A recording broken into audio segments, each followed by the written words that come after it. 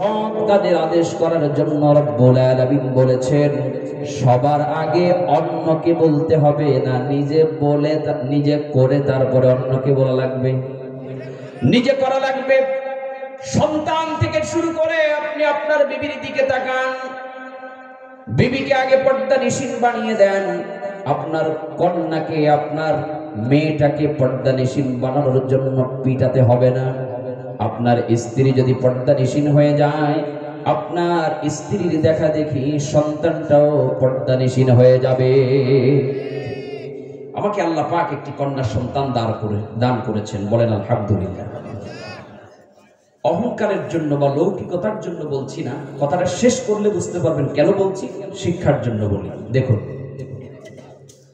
আমার মেয়েটাকে নিয়ে মাত্রই 4 বছর শেষ হলো, 5ম বছরে পা দিয়েছে মাত্র। আমি আজ থেকে মাত্র 2-2.5 মাস হলো আল্লাহর ঘর মক্কা এবং রাসূলের রওজা জিয়ারতে গিয়েছিলাম। আল্লাহ আমাকে সে তৌফিক দান করেছেন এবং আমি আগে গিয়েছিলাম একা, আর লাস্ট যেবার গেলাম তখন গিয়েছি আমার স্ত্রী এবং আমার সন্তানকে নিয়ে, আমরা 3 জন। তো অবাক করার যে বিষয়টি যেটি আপনাদের সাথে শেয়ার করতে চাই, দেখুন একটু অনুপ্রাণিত হন কিনা। আমার মেয়েটাকে দেখেছি যে কাবার চত্বরে যখন মক্কায় যখন নামাজে দাঁড়িয়েছি, তখন আমার স্ত্রী নামাজে দাঁড়িয়েছে।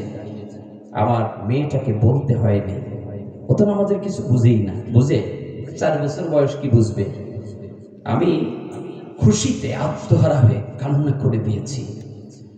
আমি দেখছি মেয়েটাও আমার স্ত্রীর সাথে দাঁড়িয়ে দাঁড়িয়ে নামাজ আদায় করছে এবং এই যে অভ্যাস হয়েছে আলহামদুলিল্লাহ। এখনো আমি যে ঢাকাতে মসজিদে খেদমতে আছি, নামাজ পড়িয়ে যখন বাসায় আসি, মাঝে মাঝে আমার এখনো অজান্তেই চোখের অশ্রুসিক্ত হয়ে যায়। দেখি যে ওর মায়ের জায়নামাজ একটা, আর ওর জন্য আলাদা ছোট জায়নামাজ এনে দিয়েছি, ছোট হিজাব কিনে দিয়েছি, ছোট বোরকাও এনে দিয়েছি। ও যখনই নামাজের সময় হয় তখন আগে ওর নিজের জায়নামাজ খুঁজে। আল্লাহর কসম করে বলছি, গল্প শোনানোর উদ্দেশ্য না, যেটা বাস্তব আমি দেখি সেটা বলছি, উৎসাহ দেওয়ার জন্য বলি। ওর নিজের জায়নামাজটা খুঁজে নিজে নিজে বিছায়, বিছাতেও বলে না, বিছায়ের পরে ছোট মানুষ তো কিছু পারুক আর না পারুক, আমাদেরকে দেখে ফিসফিসায়া কি বলতে, ও আস্তে আস্তে করে ফিসফিস করে নামাজের জন্য দাঁড়িয়ে যায়। মাঝে মধ্যে আমি যখন বাসায় ঢুকি তখন দেখি মাও নামাজ পড়ে, আমার কলিজার টুকরা ছোট্ট মেয়েটাও নামাজে দাঁড়িয়ে গেছে। আমার এত খুশি লাগে। এবার যেটি বোঝাতে চাই, সার অংশ বলি। বলেন তো, আমার ছোট্ট নাবালক মেয়েটা নামাজ পড়ে কি বুঝে না না বুঝে? কেন পড়ে? ওর মাকে দেখছে তাই। কেন পড়ে? ওর মাকে দেখছে তাই। সে এখন হিজাব ছাড়া বাইরে যাবে না। আমি বলছি, মা তুমি আরেকটু পরে বড় হয়ে তারপরে বোরকা পরো। না, হজের থেকে আমাকে বোরকা এনে দিচ্ছ, বোরকা এবং হিজাব পরে তারপরে যাবে। বলেন তো এই অভ্যাসটা কেন হলো? ওর মাকে দেখে, ওর মা তো চুল ছেড়ে দিয়ে বাইরে যায় না, ওর মা তো বোরকা ছাড়া বাইরে যায় না। ওর দিমাগের মধ্যে ঢুকে গেছে, আমার মাকে আমি যা দেখছি ছোট্ট মেয়েরা তাই শিখে, বাবাকে যা দেখে ছোট্ট ছেলেরা তাই শিখে, বাবার চরিত্রগুলো ছেলের মধ্যে বেশি ঢোকে। আজকের মেডিকেল সায়েন্সও তাই প্রমাণ করছে, মায়ের চরিত্রগুলো মেয়ের মধ্যে বেশি ফুটে ওঠে। কথা কোন ঠিক কিনা? আপনি যত বড় বুজুর্গ হন না কেন, বৃদ্ধ বয়সে যত বড় তসবিহ হাতে নিয়ে যান না কেন, আপনার যৌবন যদি শয়তানের খপ্পরে পড়ে থাকে, আপনি বৃদ্ধ বয়সে ছেলের জন্য যতই তাবিজ আনতে যান কাজ হবে না। আপনি যতটুকু আকাম করছেন ততটুকু ভোগ করা লাগবে। কথা কোন ঠিক কিনা? অতএব ছেলের মধ্যে চরিত্র ঢুকে বাবা, মায়ের চরিত্র ঢুকে মেয়ের মধ্যে। আমি যেটি বুঝাতে চাইলাম আশা করি বুঝতে পেরেছেন। আপনার মেয়েকে কোনোদিন নামাজের জন্য শাসন করতে হবে না, কোনোদিন বলতে হবে না পর্দার জন্যে।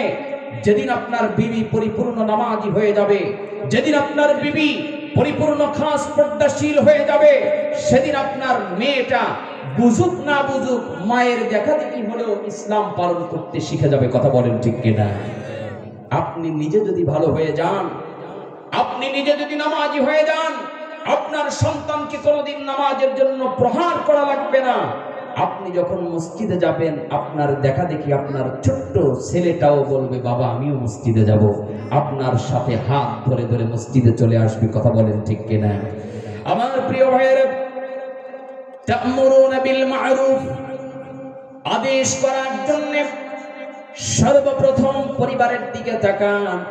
নিজের বিবি এবং নিজের পরিবারটা যদি দ্বীনি পরিবার হয়ে যায়, নিজের পরিবারটা যদি তা'মুরুনা বিল মা'রুফের অন্তর্গত হয়ে যায়, এবার আমার দিকে খেয়াল করুন, আপনার পরিবারের মধ্যে যদি 5 জন সদস্য থাকে, কয়জন?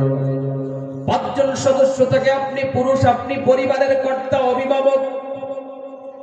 আপনার পরিবারে আজ বাড়িতে গিয়ে যদি বলেন, আমার পরিবারে যদি থাকতে হয় তাহলে নামাজ না পড়লে আমার পরিবারে খাবার বন্ধ করে দিব, আমার পরিবারে যদি পর্দা না করে চলো তাহলে তোমার গহনাগাটি শাড়ি কেনা বন্ধ করে দিব, পর্দা করে গহনাগাটি শাড়ি ওড়না থ্রি পিস যা চাও সবকিছু কিনে দিব, সে যে আমাকে দেখাতে হবে বাহিরের বেটা গনা।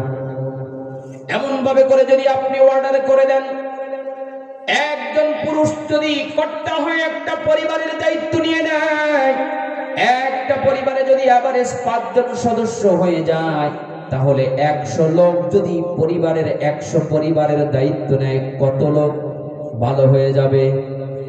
500 লোক ভালো হয়ে যাবে। একটা লোক যদি একটা পরিবারের দায়িত্ব নেয়, এভাবে করে 100 লোক যদি 100টা পরিবারের দায়িত্ব নিয়ে নেয়, 100 পরিবারে 5 জন করে এভারেজ যদি সদস্য থাকে, কোন পরিবারে 3 জন, কোন পরিবারে 8 জন, এভারেজ যদি 5 জন করেও সদস্য থাকে, 500 লোক অন্তত নামাজি হয়ে যাবে। 1000 মানুষ যদি পরিবারকে কন্ট্রোল করতে পারে, সব কাজের আদেশ পরিবার থেকে যদি শিক্ষা দিতে পারে, অন্যায়কে অন্যায় বলে যদি শিক্ষা দিতে পারে, তাহলে 1000 পরিবার যদি শপথ গ্রহণ করে, তারা যদি শিক্ষা নিয়ে নেয়, তারা যদি দৃঢ় প্রত্যয় গ্রহণ করে নেয়, ও আমার ভাইরা রাগ করেন না, কলিজা দিয়ে একটু বুঝে যান, আপনার পরিবার আপনি দায়িত্ব নিবেন, আমার পরিবার আমি দায়িত্ব নিব, ভাই ভাইয়ের পরিবারের দায়িত্ব নিবে, আরেকজন তার পরিবারের দায়িত্ব নিবে। 1000 লোক যদি দাঁড়িয়ে যান, 1000 লোক যদি পরিবারের কর্তা হয়ে দায়িত্ব নিয়ে নেন, কাঁধে দায়িত্ব নিতে দেরি 1000 পরিবারে অন্তত 5 জন করে 5000 মানুষ সৎ কাজের জন্য চলে আসবে। কথা বলেন ঠিক কিনা?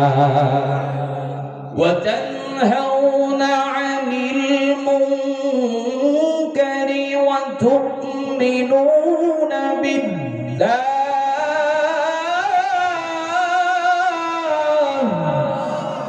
আর আসতে বলেন আল্লাহু আকবার। আল্লাহু আকবার বললে খুশি হবেন কে? আওয়াজ নেই কেন? জোরে বলেন আল্লাহু আকবার। আল্লাহ পাক ডাক দিয়ে বললেন, বান্দারে ওয়াতানহাউনা আনিল মুনকার। এবার চলে যান দ্বিতীয় স্টেপে। অসৎ কাজ, মন্দ কাজ থেকে নিষেধ করতে হবে।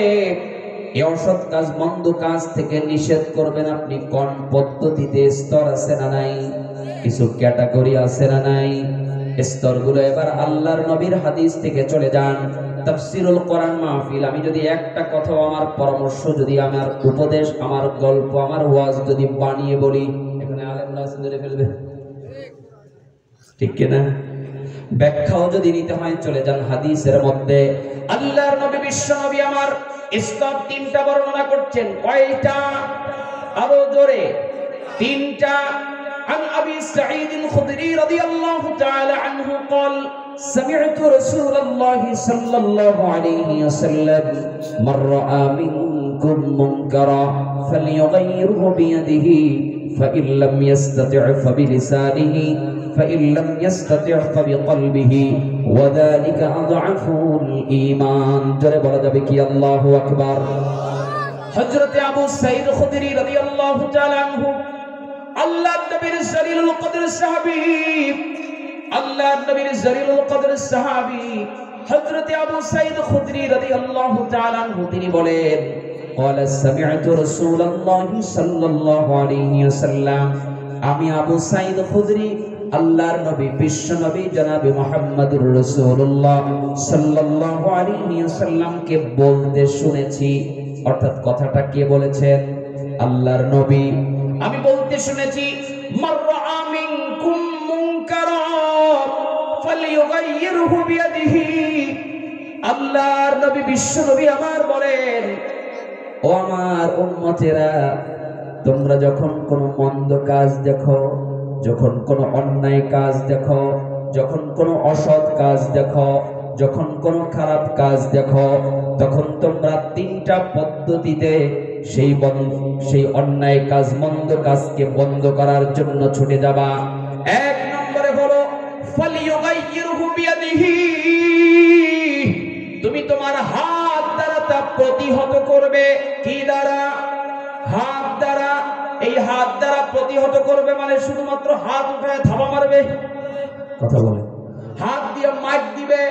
না না না।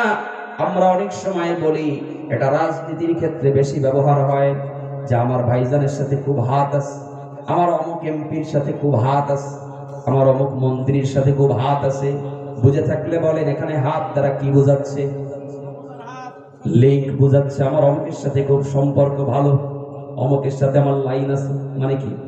হাত আছে মানে সম্পর্ক আছে, যোগাযোগ আছে, লিঙ্ক আছে। ও আমার প্রিয় ভাইয়েরা, বিয়াদিহি শাব্দিক অর্থ দিয়ে বোঝা যায় না, কিন্তু হাদিসের ব্যাখ্যায় পাওয়া যায়। আল্লাহর নবী বিশ্ব নবী বলেন, আবু সাঈদ খুদরি রাদিয়াল্লাহু তাআলা আনহু বর্ণনা করেছেন, আল্লাহর নবী বলেছেন শুধুমাত্র হাত দ্বারা সেখানে হাত দিয়ে মারপিট করবা না, হাত দ্বারা প্রতিবাদের আগুন জ্বালিয়ে দিবা। যেখানে অন্যায় সেখানে বীর বিক্রমে মুসলমান ছুটে যাবে হাত দ্বারা তা প্রতিহত করার জন্য। হোক সেটা সেই হাত দিয়ে যদি অস্ত্র ধরা লাগে তাও মুসলমান, কথা বলে না, তাও মুসলমান ধরবে।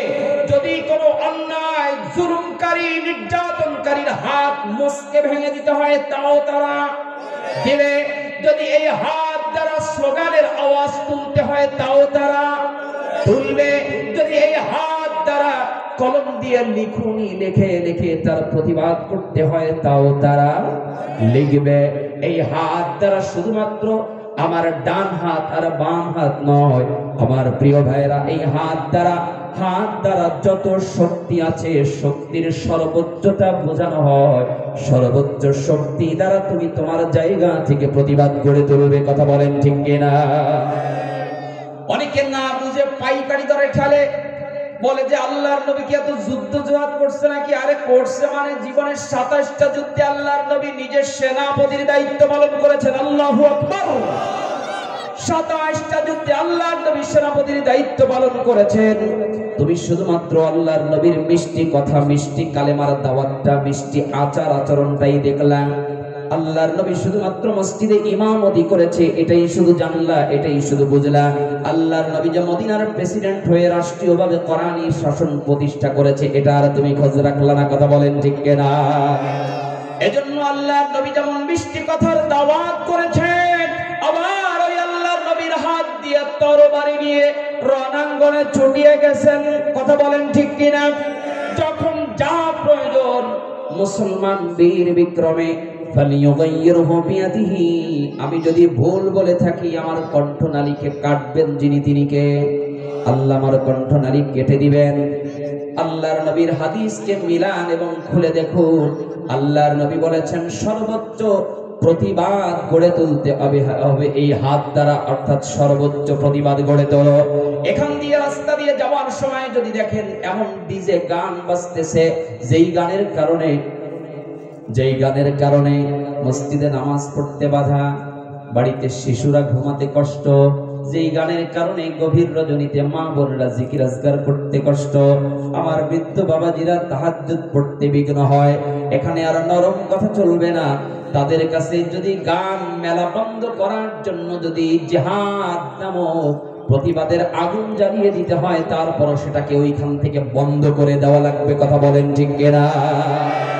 এখানে আর মিটে সুন্নতের কাজ হবে না। আপনি যদি মিটে কথা কতি যান ওখানে, তাহলে ওরা আর কথাগুলো শুনবে না, ওরা আপনার মিষ্টি কথার কোনো মূল্যায়ন করবে না। ওখানে আপনার ক্ষমতার দাপট দেখিয়ে অন্যায় কাজটাকে বন্ধ করে দেওয়া লাগবে। কথা বলেন ঠিক কিনা? আল্লাহর নবী বলেছেন তোমার জন্য যদি সময় এমন সিচুয়েশনে তুমি যদি পড়ে যাও, তোমার জন্য যদি এটা একেবারেই অনুপযোগী হয়ে যায়, তুমি যদি এটা একেবারেই অপারগতা প্রকাশ করে ফেলো, তাহলে বান্দা শোনো, তাহলে ফালিয়ুগাইয়িরহু বিয়াদিহি, হাত দ্বারা যদি প্রতিহত করতে নাও পারো ফাইল্লাম ইয়াস্তাতি' ফাবিলিসানিহি, তুমি তোমার কণ্ঠ দিয়ে, তুমি তোমার জিহ্বা দ্বারা প্রতিবাদের আগুন জ্বালিয়ে দাও। জোরে কোন আল্লাহু আকবার। নারে তাকবীর, নারে তাকবীর। প্রধান বক্তার আগমন, শুভেচ্ছা স্বাগত। প্রধান বক্তার আগমন, শুভেচ্ছা স্বাগতম। আল্লাহ আমার ভাইকে কবুল করুন, পড়েন আমিন। আল্লাহর নবীর হাদিসটা শেষ করে দেই। আল্লাহর নবী বিশ্বনবী বলেন, তুমি যদি জবান দিয়ে প্রতিহত করতে ব্যর্থ হও, বিগত সময়ের দিকে যদি আমরা তাকাই, আমাদের মানুষের জন্য মানবিক সব থেকে বড় স্বাধীনতা কি? কণ্ঠের স্বাধীনতা। আমাদের সেই বাক স্বাধীনতাটাকেও স্বৈরাচার কেড়ে নিয়েছিল। কথা বলেন ঠিক কিনা? আল্লাহর কোরআনের মাহফিল করার জন্য, মুক্ত মানে তাফসীর করার জন্য অনুমতির জায়গার অভাব ছিল।